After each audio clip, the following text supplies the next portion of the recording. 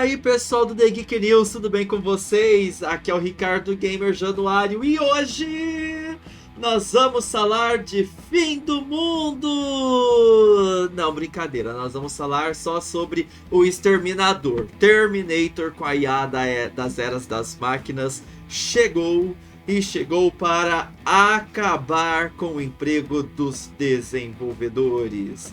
E para falar sobre esse assunto comigo, temos um dos desenvolvedores aqui do The Geek News.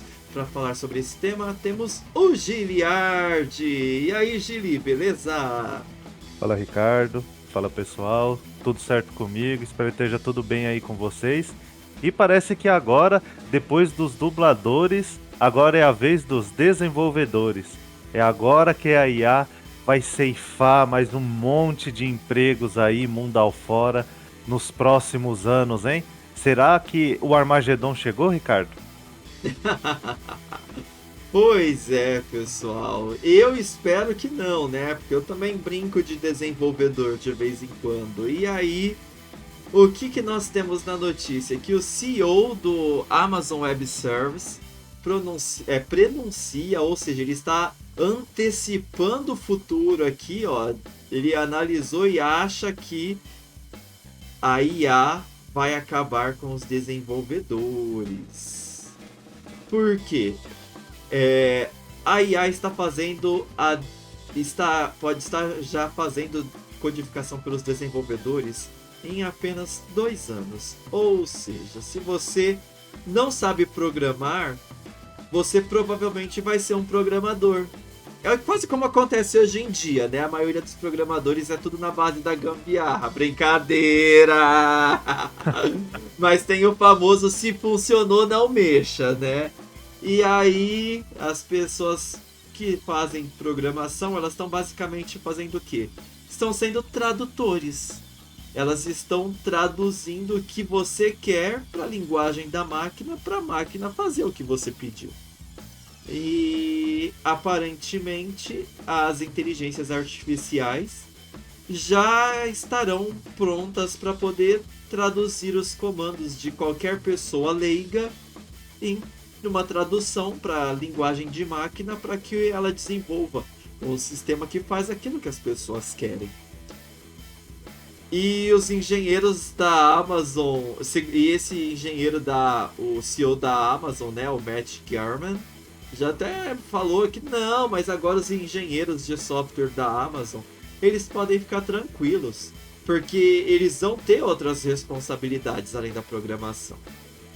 E as mudanças, elas não vão ser assim tão bruscas, as pessoas vão ter oportunidade de se capacitar, de se readaptar, mesmo que eles tenham demitido aí 7% da força de trabalho recentemente. Cortou várias centenas de empregos, aliás, da divisão AWS. E enquanto o CFO da Cisco tá confirmando aqui, ó, cortaria 7% da força de trabalho. A Dell também querendo cortar 12.500. Mas você, desenvolvedor, pode ficar tranquilo. As empresas sugaram tudo que tinha de você para poder criar as IAs para agora você ser totalmente substituído por elas. Mas aqui no Brasil a situação é um pouco diferente, né? Como ele mesmo disse, aqui no Brasil a gente vive em uma outra realidade. Olha, Ricardo, as informações é interessante e eu acho que a IA ela promove muitas coisas boas. Na verdade, o meu ponto de vista é que qualquer criação quase do ser humano, em algum momento acaba esbarrando em que existe algo que ela trouxe de ruim.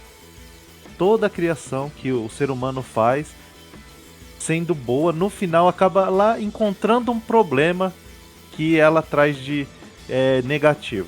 Mas enfim. Exatamente. Esse problema são os seres humanos. As pessoas, elas adoram criar problemas.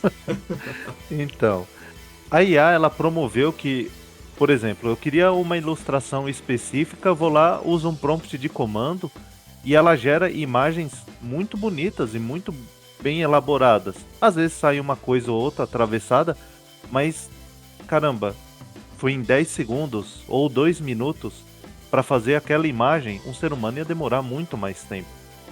Então Exato. também teve outra questão que, eu quero criar minhas músicas, né? E eu só tenho a letra da música e eu só sei tocar um instrumento e eu preciso de outros 3 instrumentos. A IA chega e vai me ajudar. Então, ela conseguiu suprir esses espaços. E tem partes de efeito especial e várias outras coisas. Então, elas vieram para ajudar e facilitar as coisas. Infelizmente existem os cortes de emprego. E agora com os desenvolvedores vai acontecer, e quantos sistemas a gente não vê com falhas de segurança e por aí vai, né? Aí eu pergunto, será que desenvolvido por uma IA, eles teriam essas mesmas falhas de segurança ou não? Eu não sei ao Boa certo. pergunta. Então eu não sei Eu se também não. Então, eu não sei ao certo se a IA ia conseguir fechar essas brechas, porque acaba passando alguma coisa ou outra que já foi corrigida, ou já existe uma forma de evitar, mas aí a pessoa, por não estar atualizada, afinal de contas, ela deve trabalhar 12 ou 14 horas por dia, aí fica difícil se atualizar, né? Então, ela ainda pode estar promovendo esses descuidos. E aí, quando impacta, chega lá o que mesmo? Lembra? Agora foi recentemente, né? No momento de gravação desse episódio, estamos gravando em 29 de agosto. Foi o problema lá da CrowdStrike, não foi? Que um monte de voo cancelado por causa de um probleminha impactou o mundo inteiro. Será que com IA isso ia acontecer ou não? Eu não sei. Olha, eu acho que poderia acontecer também. Porém, a IA não conseguiria resolver esse problema. Porque você viu como que foi complicada a solução, que precisava que algum técnico de TI acessasse o Windows no modo de segurança para poder baixar a atualização manualmente ou instalar manualmente a atualização. Se o seu computador não liga, a IA não pode fazer nada por você. Exatamente. Toma essa, exterminador do futuro. É só a gente arrancar os nossos computadores da tomada que você já era. Então, né? E claro, né? De preferência que a IA não rode o Windows, é maravilhoso, né? Tem que rodar o É. base em outro sistema operacional. Em Windows a gente já viu que pode dar um problema muito grande. Fora que pode a Microsoft lançar alguma atualização que vai consumir 100% do seu disco em 24 horas. Exatamente, né? Então, será que a IA desenvolvendo o Windows vai continuar sendo essa porcaria que é o Windows 11 ou ele vai ser melhor? Eu não sei. É. Mas acho que pior do que o Windows 11 tá, não tem como ficar, né? Só se a IA desenvolveu um novo Windows Vista.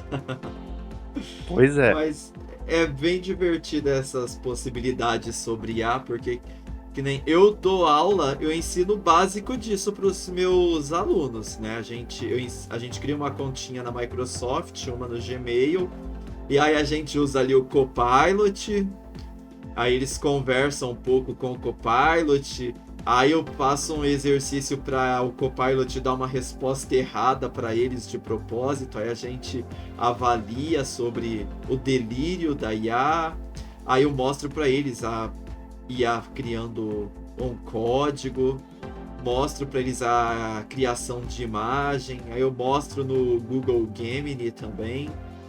E o Gemini ainda não estava criando imagens por enquanto, pelo menos eu não consegui usar um prompt ali que ele criasse imagens. Mas pelo menos no celular eles conseguem ver que ele fica mais próximo da Siri do que antes. E o pessoal gosta, eles acham super legal, assim, super divertido. Eu falo para eles, gente, hoje em dia, vocês, por enquanto, não precisam ter medo de perder o emprego para IA. Porque vocês já aprenderam que vocês podem conversar com ela, coisa que a maioria das pessoas não sabe, os prompts. Então vocês já estão na frente de pelo menos metade do mercado de trabalho atualmente. Então o emprego de vocês temporariamente está garantido. Mas no futuro, quando todo mundo já souber o básico, Vocês vão ter que saber o intermediário ou avançado de inteligência artificial para conseguirem se virar, para conseguir criar alguma coisa mais rápido ou mais preciso. E aí, basicamente, os desenvolvedores vão ter que virar tradutores de prompt, né? Você vai ter que saber passar o prompt da melhor maneira possível, da forma mais adequada, para que a IA compreenda e te responda, te traga o resultado mais próximo do desejado. Então, se você não souber, possivelmente a IA pode ter um delírio e, como foi você que deu o prompt, acredito que você vai ser o responsável por isso depois. Não vai ser a IA. A IA só fez aquilo que você pediu, em teoria. Olha, eu já armando a defesa das empresas. Exato. Tá vendo? Eu vou deixar de ser desenvolvedor e você advogado. É uma opção, Afinal de contas, o Brasil é cheio de advogado, né? Acho que é o país que mais tem advogado no mundo, né? Vai entrar pra concorrência aí.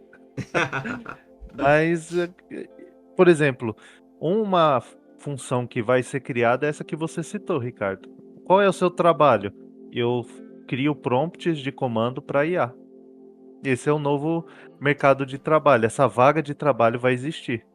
E vão ter outras coisas que vão surgir. Então, assim, como sempre acontece, o pessoal que acendia as lamparinas lá no poste, quando a noite estava chegando, eles perderam os empregos quando ocorreu a invenção e a utilização da energia elétrica, as lâmpadas, acabou o emprego deles.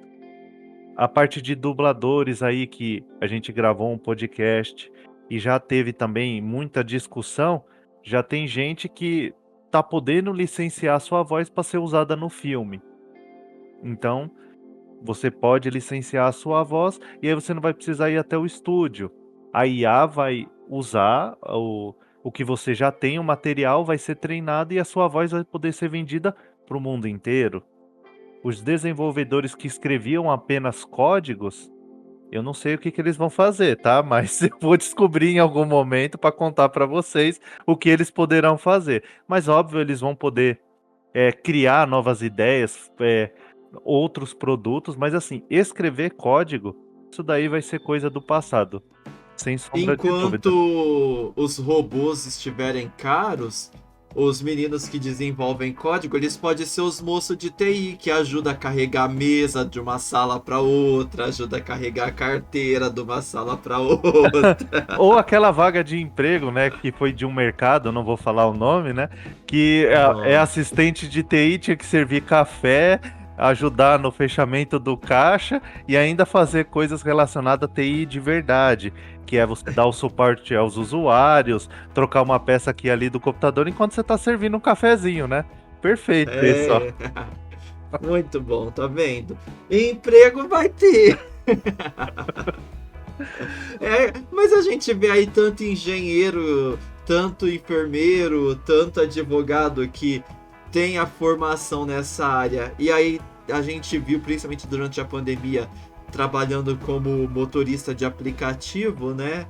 Então acho que a crise está chegando agora para o setor de TI também, com as IA facilitando tanto a vida do usuário que o desenvolvedor não vai ter que se preocupar mais tanto com as cagadas que o usuário faz e com as gambiarras que temos que fazer para o nosso código funcionar.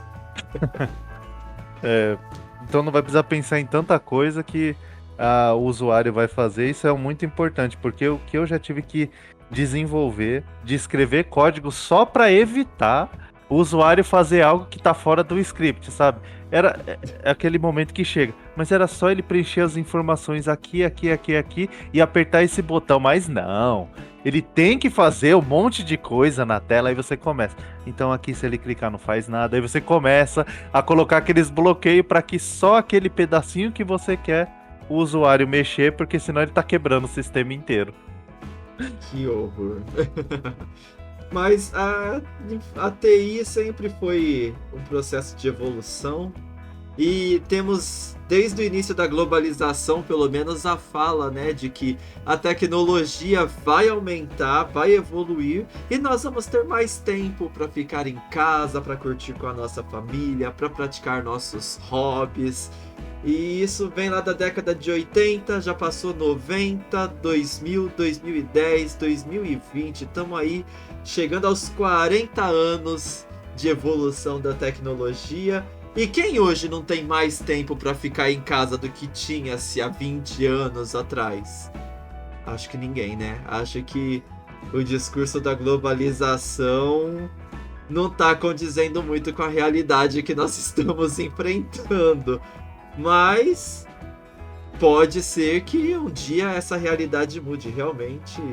Imagina se todo mundo tiver que virar programador de prompt de IA, eu acho que vai dar uma relaxada um pouco, pelo menos nos neurônios. Vamos ter que estudar mais semântica e menos programação.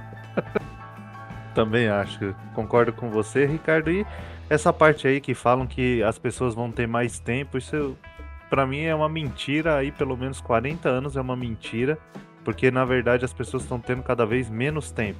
Se for olhar bem ali, um setor da população, elas estão tendo cada vez menos tempo porque tá ficando tudo muito caro para sobreviver. A sobrevivência das pessoas, de um grupo de pessoas, tá ficando difícil.